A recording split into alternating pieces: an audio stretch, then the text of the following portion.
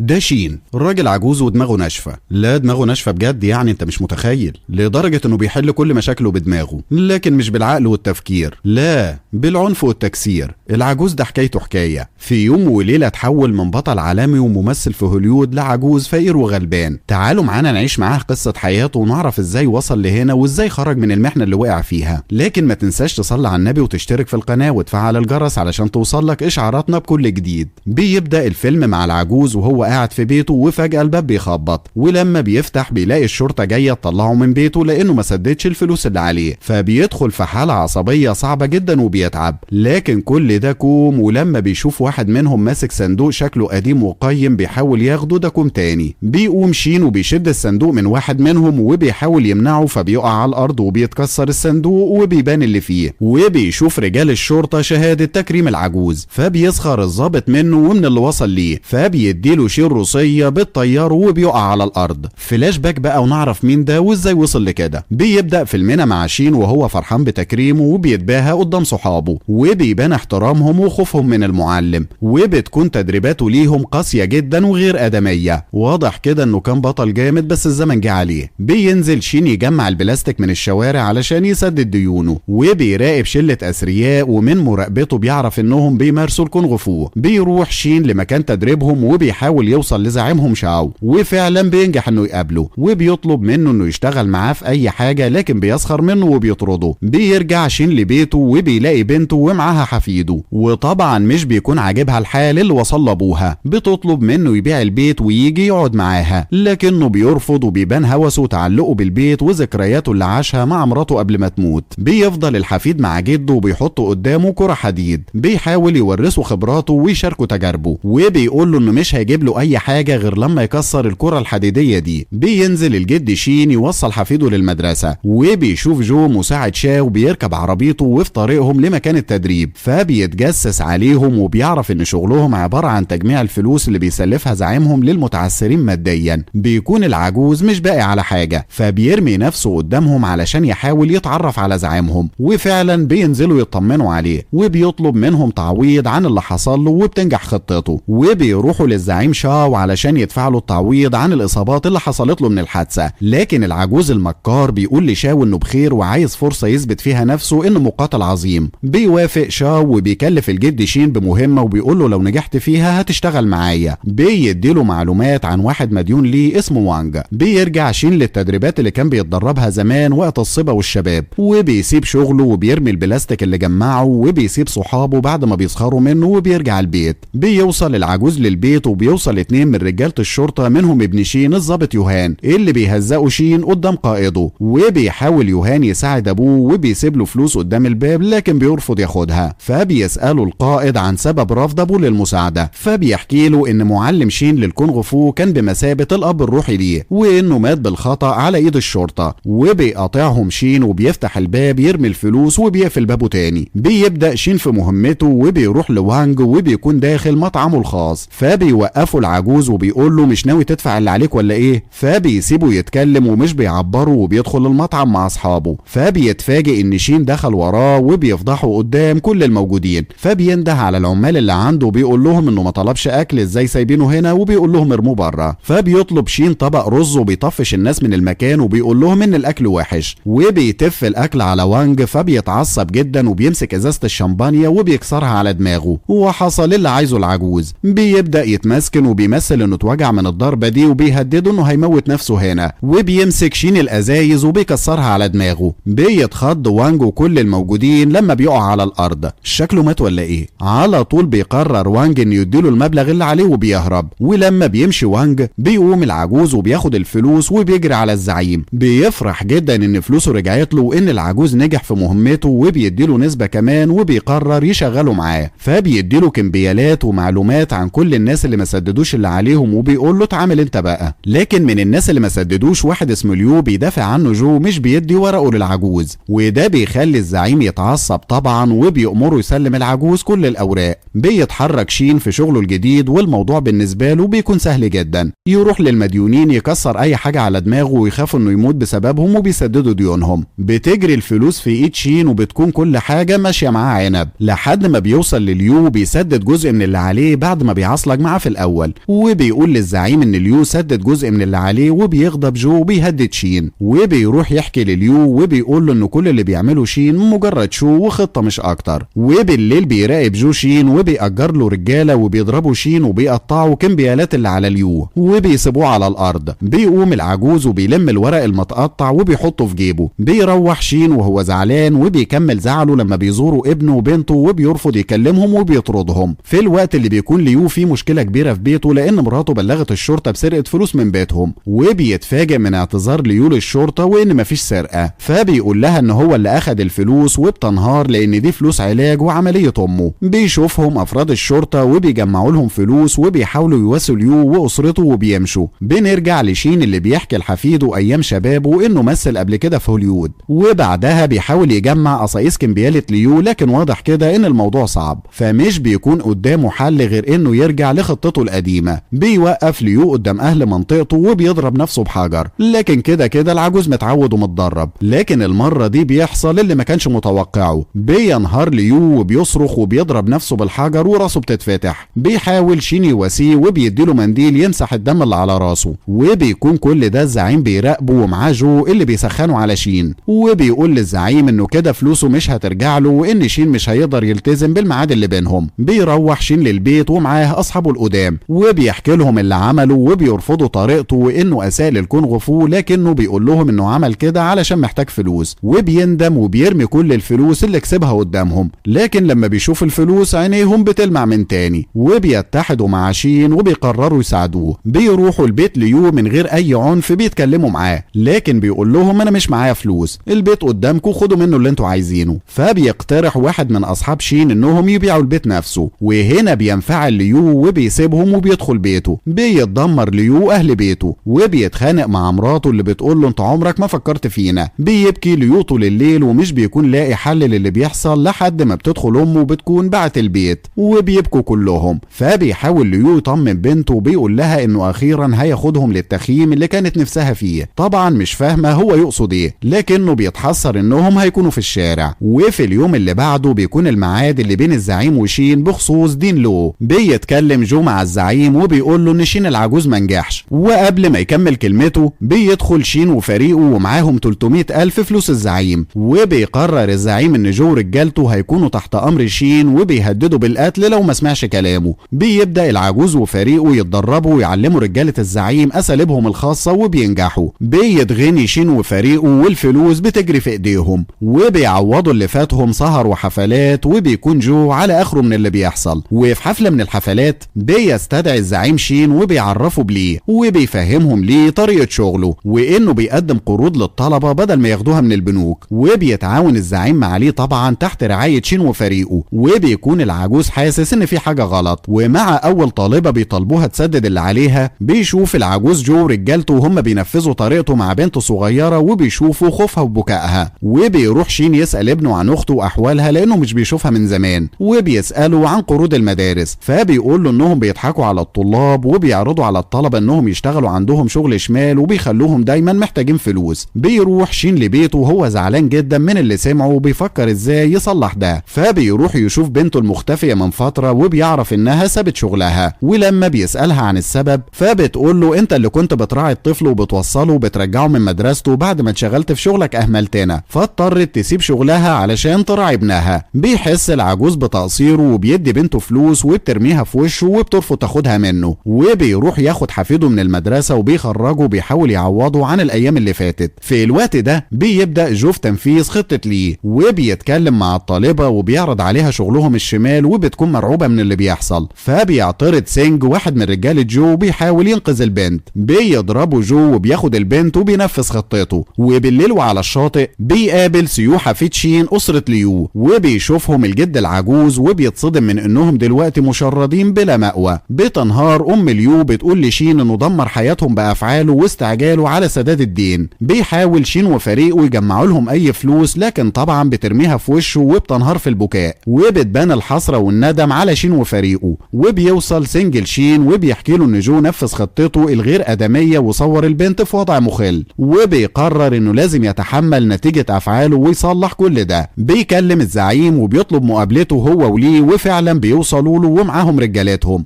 بيطلب يكلم ليه على انفراد، فبيمشي الزعيم ورجالته وبيحاول شين يتفاوض معاه على حرية البنت وكل الطلاب امثالها، وبيفضلوا يتكلموا لكنهم مش بيوصلوا لاتفاق وبيضللوا ليه في الكلام وبيسيب شين ويمشي. وبنعرف ان دي خطة ومش مجرد صدفة. وبسرعة بيوصل واحد من فريق شين وبيقول ان حفيده اتخطف. بيجري شين يحاول يلحق حفيده، لكن بعد ايه بتوصل شين مكالمة من ليه وبيعرفوا ان حفيده معاه. وفي نفس اللحظة بتتصل بنت شين تطمن على ابنها، وبيضطر شين انه يقول لها انه كويس ومش بيحكي لها اي حاجة. بيتحضر شين وفريقه لكن المرة دي بأسلحة نارية وبيهجموا على مقر الزعيم، وفعلا بيقتحموا المقر وبيلاقوا كل الحبايب هناك، الزعيم وليه وجو رجالتهم اللي مش بيقدروا يعملوا اي حاجة علشان الأسلحة متصوبة في راس زعمائهم. وبيجري سيو حفيد شين وبيرجع للجد وبينسحبوا بهدوء شديد، وبيكونوا على بعد لحظات من النجاح في خطتهم. لكن بالغلط بتدوس السيدة العجوز صديقة شين على الزناد، وبيطلع صوت البندقية مزيف والأسلحة كلها لعب أطفال مش أكتر.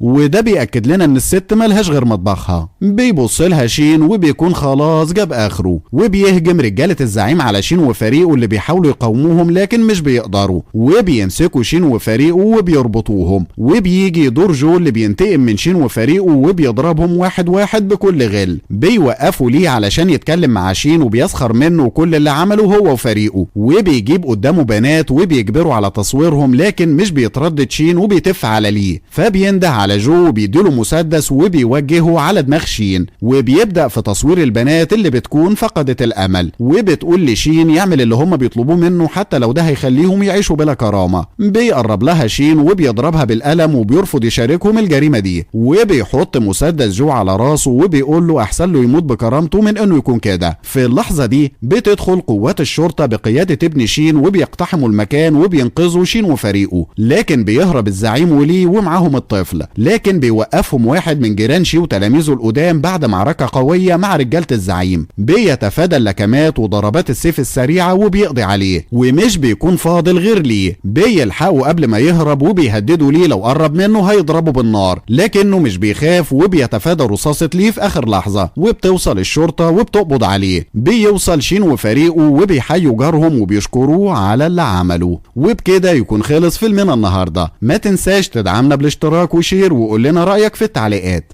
سلام.